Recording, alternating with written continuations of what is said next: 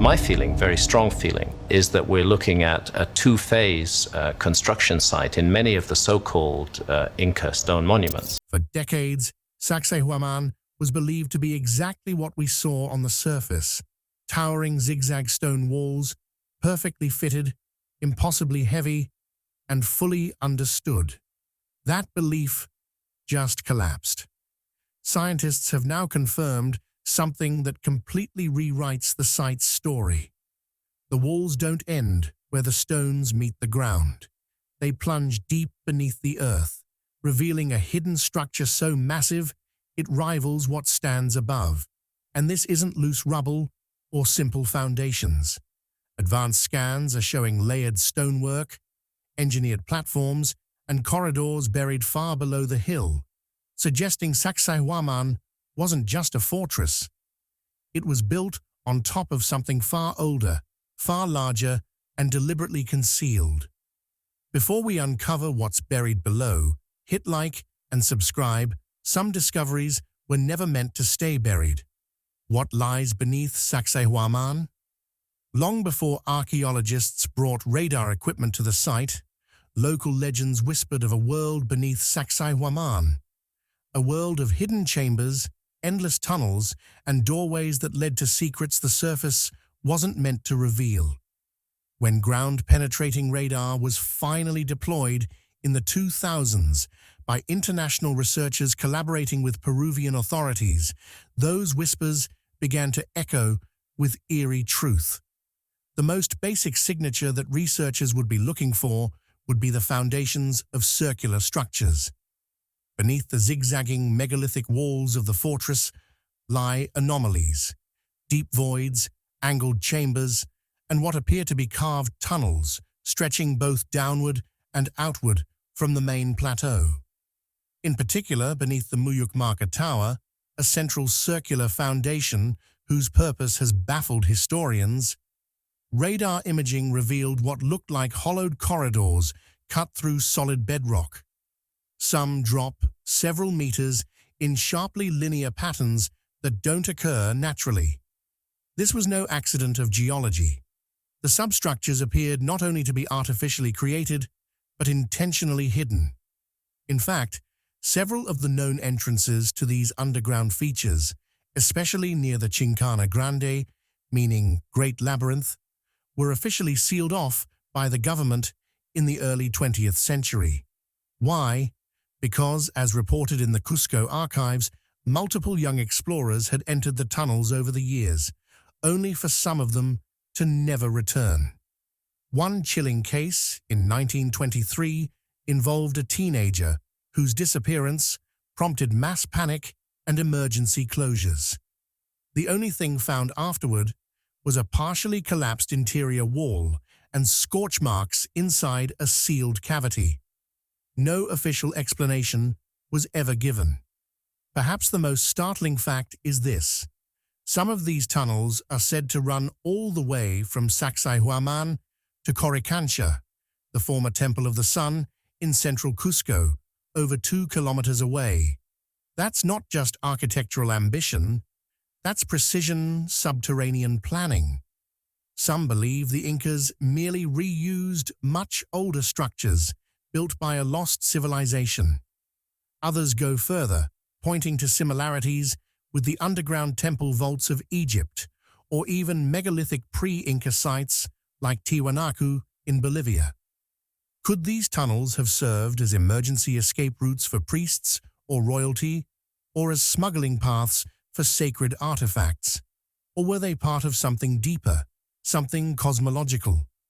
To this day, georadar studies in the Muyukmaka zone remain incomplete, disrupted by unexplained electromagnetic interference. Signals drop, equipment malfunctions. One theory posits the area holds a natural magnetic anomaly. Another, more fringe claim suggests buried metallic technology once powered by telluric energy. It's almost extraterrestrial in a sense. Someone had to have taught them these techniques. Whatever the truth is, the real story of Sacsayhuamán may still be buried, literally, beneath our feet. The tired stone, and the sealed entrance to a lost world. There are these giant 80 to 90-ton granite blocks that make up this structure, and it's falling apart. Just a short walk from the main Sacsayhuamán complex lies an object so massive, so seemingly out of place, that locals have given it a name soaked in both fear and reverence. La Piedra Cansada, or the Tired Stone. Measuring nearly 9 meters in length and estimated to weigh over 200 tons, the Tired Stone sits tilted against a slope, appearing as though it simply gave up during a long journey. In a way, that's exactly what legend claims. According to oral tradition, thousands of Inca laborers were tasked with moving this stone from a quarry miles away. But during the transport, it slipped, rolled, and crushed an entire procession of workers beneath it. After the disaster, it was said the stone was cursed, and the site where it stopped became taboo. But this is where the mystery deepens. Behind the Tired Stone lies what appears to be an ancient cutout in the earth, partly buried by landslide rubble and overgrowth. In the early 20th century, explorers claimed this cavity was once a formal entrance, large enough to walk through, and led directly into a vast tunnel beneath the Chincana rock formation. Spanish chronicles from the 16th century, including accounts by Garcilaso de la Vega and Cieza de León, even refer to a grand subterranean path from this point that allegedly led to the hidden vaults of Coricancha and the golden statues within. These stories only fueled speculation that the stone did not stop randomly. It was placed to seal something far more important. In 1989, a team of local and German researchers attempted to excavate the area around the Tired Stone.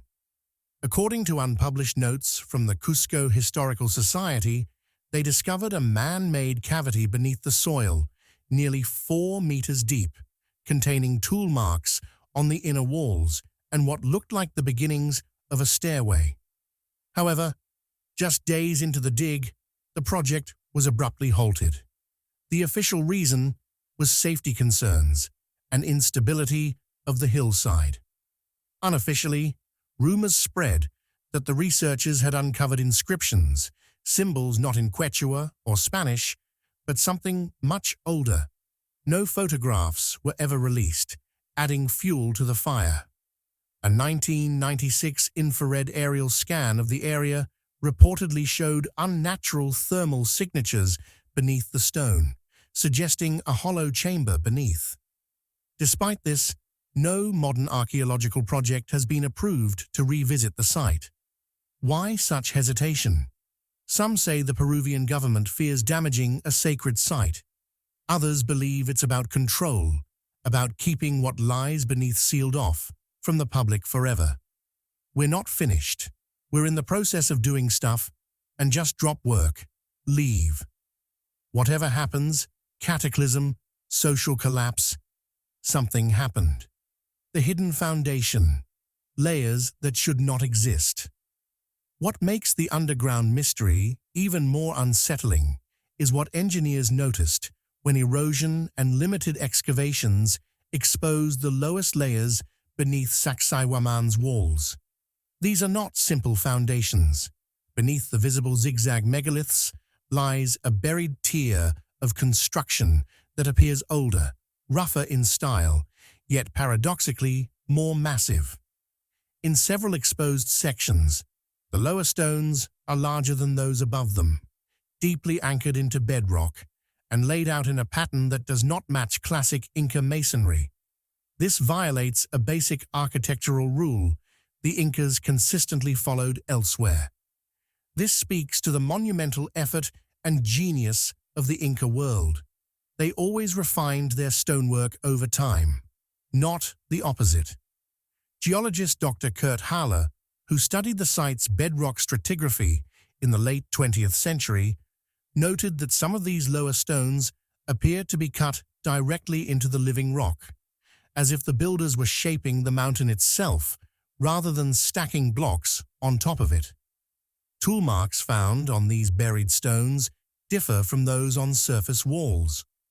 They are broader, deeper, and lack the rhythmic hammering patterns associated with Inca stone dressing.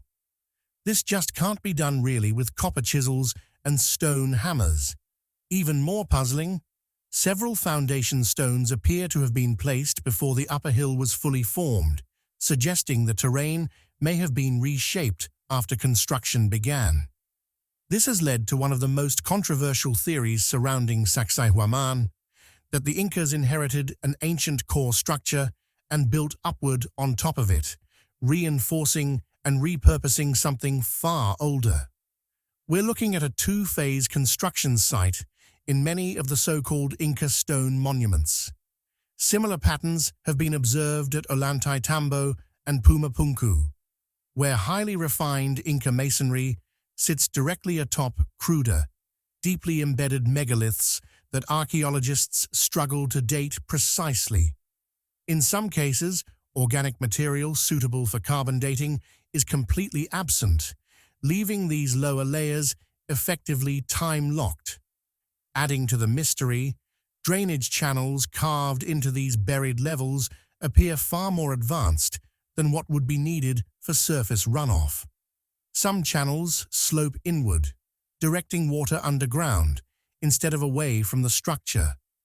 Engineers studying these channels have suggested they may have been designed to regulate pressure, prevent seismic liquefaction, or even channel water through subterranean chambers below. This raises an unsettling question. Why invest such engineering effort in structures meant to remain hidden? Local Quechua elders have long claimed Sacsayhuamán was built from the inside out, a phrase dismissed by early Spanish chroniclers as superstition. But when viewed through the lens of modern geology and structural engineering, that phrase starts to sound less mythical and more literal. It really reveals so much. Look, there's more. All over the top of this mountain, there are these little features: acoustic echoes and the breathing stones. Phenomenon. There is one more layer to Sacsayhuamán's mystery, one that doesn't lie underground, but in the very air around it. Visitors and researchers alike have reported an unusual acoustic phenomenon when standing between the zigzag megalithic walls. I believe that it's a combination of advanced technology. Certain sounds, especially claps, chants, or footsteps, don't behave as expected. Instead of fading naturally, they bounce in strange patterns, echoing as if the walls themselves were amplifying or even distorting them. In 2005, an interdisciplinary team from the University of San Marcos conducted acoustic resonance testing and found that frequencies between 200 and 500 Hz reverberated significantly stronger between the walls than in surrounding open terrain. It was almost as if the entire structure had been tuned for sound. Even more bizarre are the long-whispered local stories about the breathing stones. During certain seasons, especially at dawn or dusk, locals claim to hear soft rhythmic pulses emanating from the base of specific stones, like deep exhales of air. The joints are so perfect, laser-like, that this wall is actually earthquake-proof. These are not just tourist tales. As recently as 2018, a National Geographic-supported expedition recorded low-frequency vibrations near the Cocha area that appeared to fluctuate in a slow, wave-like rhythm. Though officially dismissed as wind interacting with natural stone pores, one researcher privately suggested the stones might resonate due to subterranean cavities or unknown energy sources below the hill. This has led to a revival of older theories, long dismissed by mainstream archaeology. Some believe Sacsayhuamán is not merely built on a natural fault line, but is interacting with it.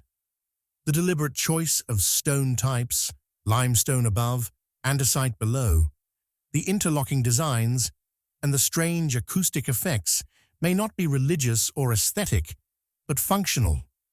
Could it be that these massive stones were arranged to harness low-frequency seismic vibrations? Ancient Andean myths speak of stones that spoke, that came alive when called upon. Is this symbolic poetry or a veiled description of real physical phenomena? Dr. John D. Earls, a researcher in Andean cosmology, once theorized that certain Inca sites were purposefully aligned with Earth energy paths, similar to ley lines, the solar code hidden in stone. If the buried tunnels and humming stones weren't strange enough, there's another detail at Sacsayhuamán most people completely miss, and it may change everything we think we know about the site. Look up. The fortress isn't just built on the land, it's mapped to the sky. Most visitors stand at ground level, stunned by the size of the stones.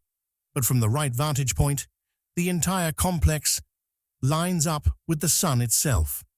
In 2016, archaeoastronomer Giulio Magli revealed that key structures align precisely with solstices and equinoxes. On those exact days, the sun rises and sets behind specific towers and rock formations that seem random until the calendar clicks into place. And according to Quechua oral traditions, this wasn't symbolism, it was a working solar calendar. The famous zigzag walls may trace the sun's shadow as it moves across the valley, pointing to distant peaks, caves, and ritual sites on specific days of the year. These markers likely guided planting and harvest cycles with uncanny precision. Here's where it gets unsettling. Many of these solar alignments point directly to sealed entrances and underground voids detected by radar. It suggests the Incas may have encoded the sky above and the earth below, tracking time on the surface, while something deeper was being measured underground. In Andean myth, time itself resets in vast cosmic cycles. Was Sacsayhuamán a message across ages, written not in books, but in sunlight, stone, and shadow? Even the Spaniards believed the Inca kept their records in the stars. The impossible carvings hidden in the hills. Away from the famous walls of Sacsayhuamán, far from the tourist paths, there's something even more unsettling. Scattered across remote hillsides and sheer rock faces are carvings that don't look human, or at least not ancient. These aren't buildings or ruins. They're raw bedrock, massive natural outcrops, cut into clean geometric shapes as if the stone itself was soft. Perfect steps that lead nowhere. Deep rectangular slots. Flat platforms carved straight into cliffside rock. No support beams, no connected structures, no obvious purpose. In 2013, a drone survey by Peruvian and French researchers revealed what they later called the inverted temple. It's a huge boulder, about 20 meters across, with 3 deep cavities carved at exact right angles, forming an interior corner so sharp it looks machine-made. The stone is hard, andesite, yet the edges are cleaner than what Bronze Age tools should be able to produce. Some surfaces are so smooth, one researcher said they resemble modern lathe work. Then there are the strange stone bosses, small knobs deliberately left behind on otherwise polished surfaces. The same features appear at ancient sites in Egypt and Turkey, thousands of miles away. No one agrees on why they exist. Lifting points, measuring markers, or part of a construction system we no longer understand. Even more puzzling are narrow channels carved with extreme precision, running straight for meters before disappearing into cracks or over cliff edges. Were they meant for liquid offerings, water control, sound, pressure, or something far more advanced?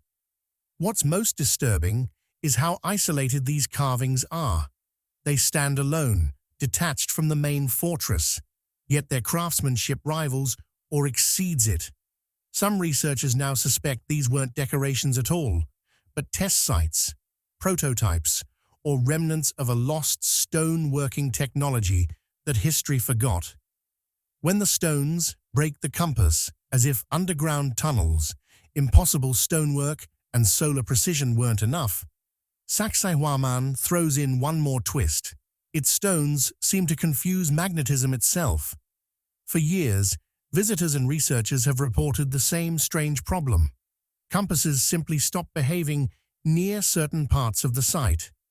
Needles spin wildly, freeze in place, or point in directions that match neither true north nor magnetic north.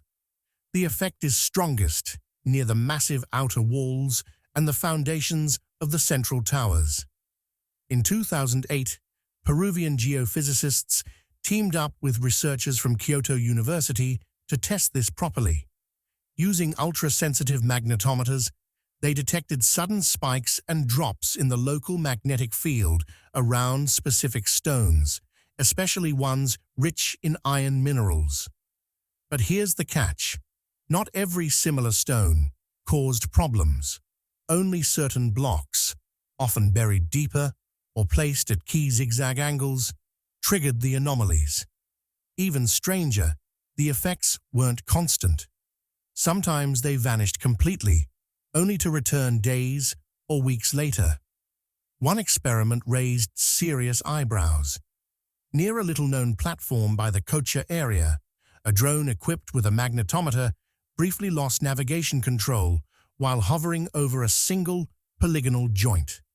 The data showed a sharp geomagnetic surge lasting just 6 seconds. No cables, no metal, just stone. This has fueled bold theories. Some believe Sacsayhuamán was designed to interact with Earth's magnetic field, channeling natural currents through its foundations. Others point to telluric currents, electric flows within the ground, possibly amplified by the site's layout. The most controversial idea suggests the stones themselves were altered. Their internal structure changed using sound, resonance, or unknown energy techniques. Mainstream archaeology calls this speculation. But the instruments don't lie. And whatever is happening at Sacsayhuamán, the stones are doing something modern science still can't fully explain.